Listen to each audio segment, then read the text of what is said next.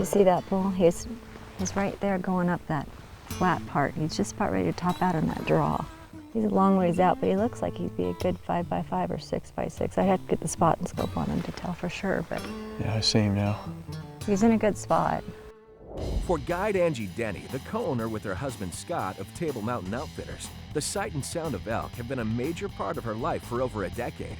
For hunter Shane Kuhl, though, elk are an entirely new territory for him to explore, and he's come to the right place for that. Let's let him get settled in, and I think we can make our way around there and maybe call him back in to us. Sounds good. Let's go get him. Across most of Wyoming, these are boom times for elk, and that's certainly the case down in the southeast corner.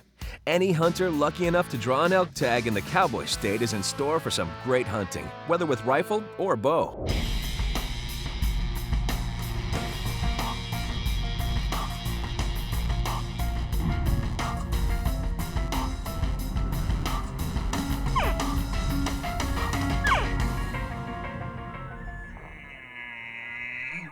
We were in there marching around for an hour and a half, and it just felt like 10 minutes because any minute we could feel like we were going to get a call, get an answer to one of our calls, and finally it happened. Just up here. So let's get up here and see if we can get set up.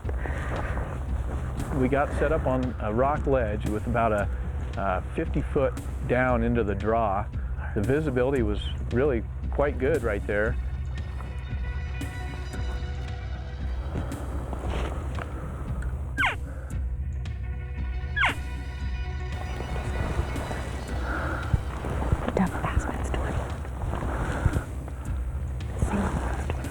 Top in all the way.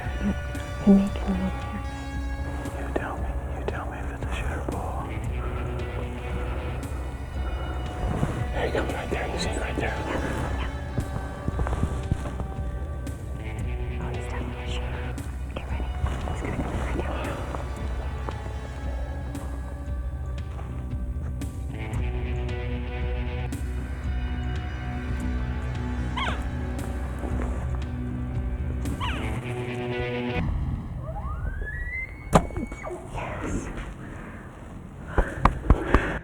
I knew when that bull came in, he came in fast, and he came into a great spot, but I knew if he took another step, he might be screened. Where we were sitting on those rock outcroppings, if he took another step or two, he'd be screened from Shane's shot.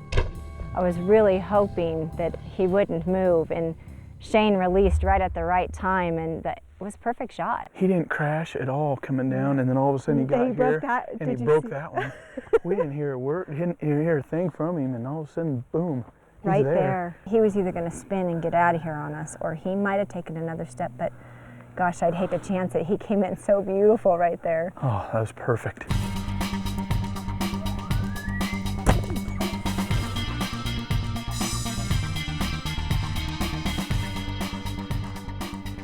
I'm not thinking we're going to find a whole lot of blood. It's a good hit. I mean, at the angle we went in, but it didn't penetrate all the way through. It's down to the fletching, so I don't think we'll find a whole lot of blood. It's almost good that you hit a little high, because then it went down through. I mean, it had to come down through the lungs, had to. As soon as I let the arrow go, I saw it go in, and I hit where I was aiming, I think. The only thing I was disappointed in is I could still see the fletching out behind the shoulder, and I was concerned that I didn't get a pass-through arrow, that there wasn't going to be a lot of blood, and so I started second-guessing my shot. It had to be right here. He broke this. Yep, so he was standing right here. Yep. Right there's the rock I was on, so. Yep, and I don't see any blood. Which I didn't figure we would anyway. But look, there's running tracks. Look here, I bet he broke that coming back through. And look, here's another track here, so I bet that is. Look at this. This over right here. Yep, you're right, look at that. And look at this right here. You could hear some crashing when he was going through. Look at this. Just like to see some blood here. He knocked it clean off. A lung shot. I should start to cough up some. It would help. Cough some up here, but it's a pretty good trail so far. Yeah.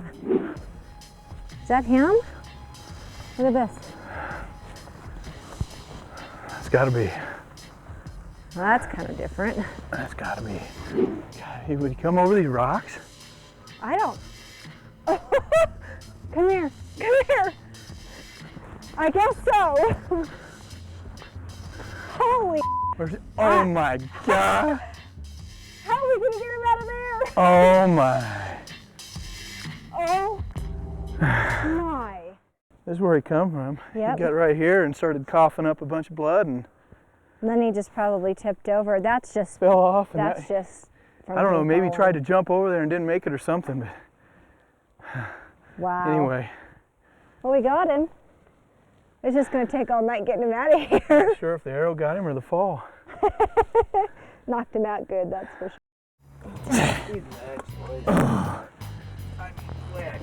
Yeah, we need this angle. Okay. All right, you ready? Go. Nice shot. Oh. We're not gaining, boys. Okay, now I'm going to get. Oh, my Lord, boys. Take a break. He's grumpy. I can get underneath him if you want me to.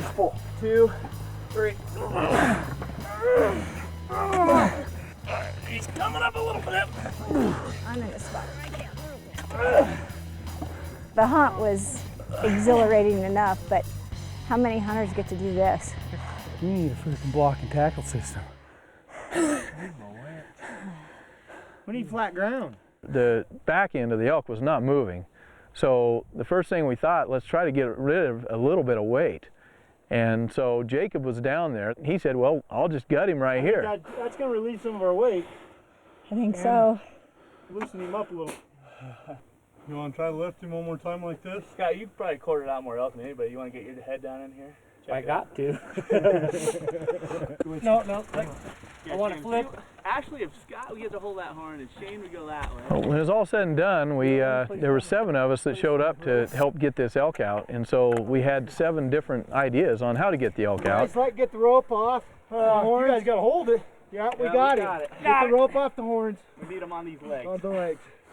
Thank goodness we arrowed that bull as early as we did, because it took a couple hours of really hard work and a lot of effort on these guys' part. And we have to keep in mind that these other hunters came over to help their buddy. They gave up their evening hunt to come over and help us get this done. Go, go, go, go!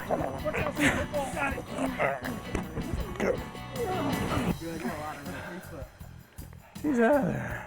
Once we finally got the elk out of there, the work had just really started, because now we had to get him skinned and quartered out and taken up a full mile out of that rocky canyon pass back to the vehicle. It's lucky we had all the help we did, and good strong help to boot. Now that you got it, we got him out for you. We'll see you around now. Hey now, wait a minute. How far out are we from the vehicles? A long way. Long ways. Make enough trips. So much for us fighting about who's going to gut and skin them. Yeah. And look who's standing here without. There's not enough room. Too many I knives. know. That's when you just stand back and let it happen. Even after the elk was skinned and quartered, we still had to get them out. And these guys went to work again, even though they were exhausted from maneuvering and pulling and pushing or whatever it took to get that elk out of there. They still strapped on those hindquarters, and Shane got to carry his antlers out. Boy, we still had probably a mile to walk back to the truck by the time we were done. Take a bow. It's a pretty good trail right here, but Scott and I are, I think, spoiled. We have had great fortune with being able to load elk whole in the back of our pickups, but this one was a little bit different experience, and these guys did a tremendous job of getting them out of there for us. How heavy is that? it's heavy. I think I got 200 pounds. Yeah, mine's got at least weigh maybe 300. I bet this thing weighs Got the burn going on? 60 or 70. Did the calves burn? I got the calf burn a little. When all's said and done, I'll come back and hunt with Angie anytime. She found me a great bull, and we had a great experience. It was a lifetime hunt, and I want to thank her and Table Mountain Outfitters. They did a great job.